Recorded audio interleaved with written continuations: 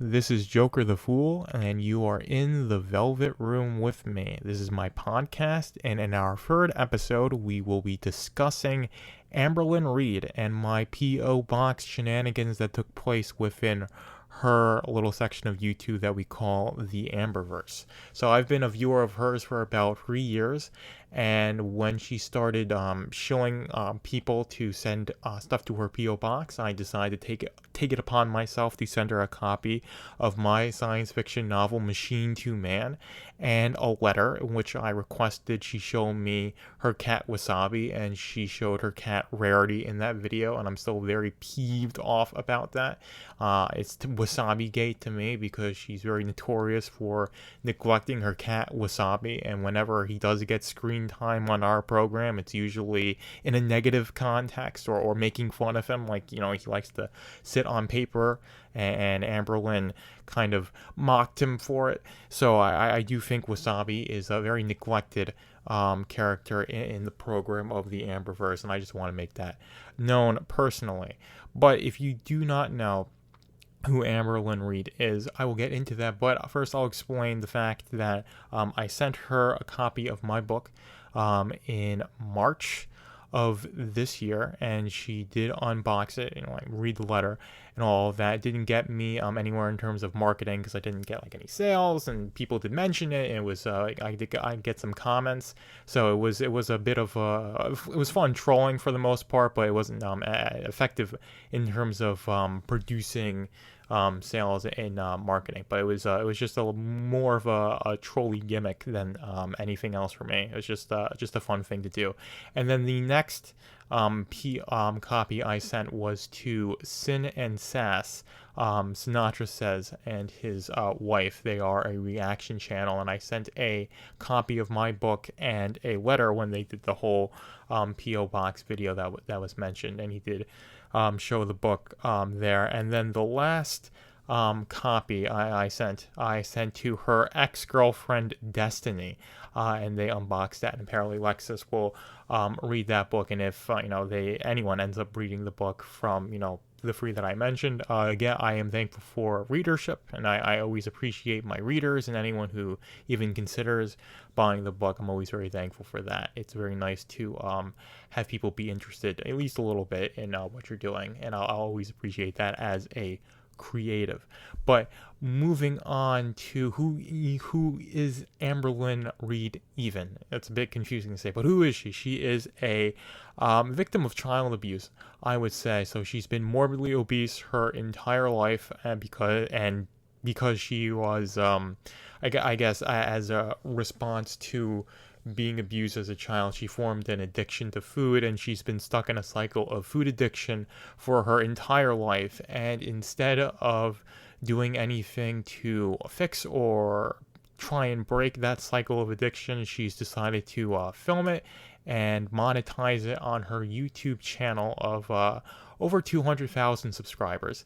And she's made a lot of money doing that. She's gotten a lot of influence and I would say support from people over the years. That support does decline for most people because they find out that she's a food addict, and that she's trying to get out of it, and then they find out, oh, she just wants to use it to enable her addiction even more, and she does abuse and mistreat people. Becky, her other ex-girlfriend, is the one that people are talking about the most, but she has a very long history of abusing quite a few people. I won't get into that. There's a lot of things I would get into with this, but if I do want to get into those things, I will make separate videos on those, and I will post those to a another YouTube channel, and I'll probably put that in the link of the YouTube version of this. If that's something I do decide to do, I decide to put the time towards that. But that is basically who Amberlynn Reid is.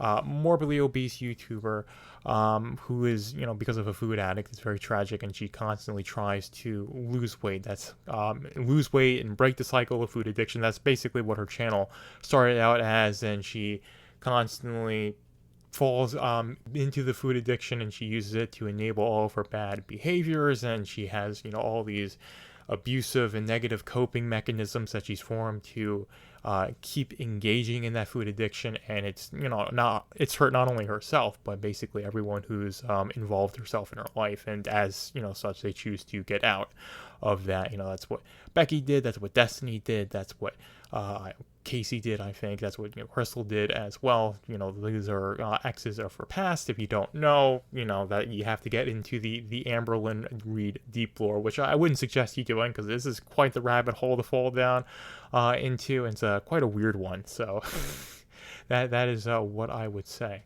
So there really isn't a lot for me to say without getting really deep into certain topics of hers, but I will leave it with this. My personal introduction to her was during her cancer arc, which was the most famous arc in terms of what the most viewed video of hers was her saying that she had cancer, and she had uterine cancer back in 2020, got a full hysterectomy. A lot of people doubt this, saying she only had precancerous cells and she was suggested to be given a hysterectomy, but I operate on the fact that she did have cancer, unfortunately, and that she had to have a hysterectomy. But I got in right before then, so it was March of 2020 when I started watching her, around the time as COVID just started hitting. That's when I started watching her channel. So the cancer story is very relevant to me, because I was there for it, and that was the first really big thing, other than the fact that she had her ex, when it was actually still her ex at the time, and I guess a couple of her other friends come and visit her when the whole lockdown was happening, and they were like, oh, we're going to social distance and we're going to follow all the rules, and they end up not doing that. So very clearly hypocritical, but I really don't care about people following COVID restrictions. If you watch Hump Day Potpourri, Doc and I have mocked that to all hell, so I'm not really necessarily going to denigrate her for that in the past. But of course, she's one of these people who wants everyone to take COVID very, very seriously, and just shows that she's a very hypocritical person, and she does whatever makes her feel the best and whatever the most convenient to her at the time, and that's how she operates, and it's all a me type of situation with her. But that is my first big thing with the Amberverse, was her cancer arc. So it's always been a very relevant thing to me, and that's part of why I do not like her, is because she went through this very harrowing experience. She got her life saved by getting a full hysterectomy, which is a invasive surgery for any woman to get, and she was able to survive it and recover from it, and in being given a second chance at life, essentially. She's done nothing but waste it. Apparently she might actually lose the weight this time, but to me, she's in the first part of the cycle where everything's going perfectly. She's going to lose all the weight because she's finally figured out how nutrition works perfectly, or she does know what to do in terms of nutrition. She's just going to execute on it. That's a meme of hers, is that nobody understands nutrition like she does, and she says, well, I know what to do, I just choose not to do it. So I guess she's now choosing to do it. But to me, this part will pass, and it'll all fall apart, and she'll have to make it look like it isn't falling apart to protect her ego. But then she can't hide it anymore, and she starts door dashing every meal of the day and eating Amy frozen meals in between, right? That's how she operates, and it's a very unfortunate thing. Because she is a food addict, and she is stuck in the cycle of addiction, and addiction is a very hard thing to break mentally, and I just do not think she has the power to do it on her own. She needs to be in an inpatient facility or be supervised heavily by a team of professionals to help her get through this, and she needs to be in the mindset of wanting to do that and wanting to execute on that and wanting to off-ramp her lifestyle into not filming her food addiction and monetizing it. And I just do not think she wants to do that because the money's too good and she's just too used to it. She likes the attention. She'll rant and rave all day about how we're fat phobic sociopaths and bigots, and she hates all the negativity and yada yada yada, but she loves it. I would say, from my understanding of that, maybe I could be wrong, but to me, She loves the negativity. She loves the attention she gets, whether it's positive or negative. If she's gassed up or being hated, people are paying attention to her. They're putting her mind onto her. I guess I'm kind of doing that too by filming this, but I've been a long time viewer. I've had a lot of thoughts on her, and I did do this whole P.O. box thing as a marketing gimmick. So this is how, if you are someone who watched that, it's like, who's this Benjamin Bode guy who sent this copy of a book to a whole bunch of people? It's me. I'm just some guy who likes to write books and watch Amberlynn read videos. So that's really it about me. I've got another podcast that I do, Hump Day Potpourri, with Doctor 420. Interesting name, right? And you can watch that to learn more about my opinions. We're a bit off the cuff. We're definitely not kosher by the modern standards, but that's okay in my mind. So you can, figure out more about me, or just, be more, in tune with what I think, if you're even interested in that by watching that. But that aside, I am 25 years old, and my name is Benjamin. That's my real name. I do go by Jokerthefool online. That's what I go by in Hump Day Potpourri. That's what I go by with this podcast.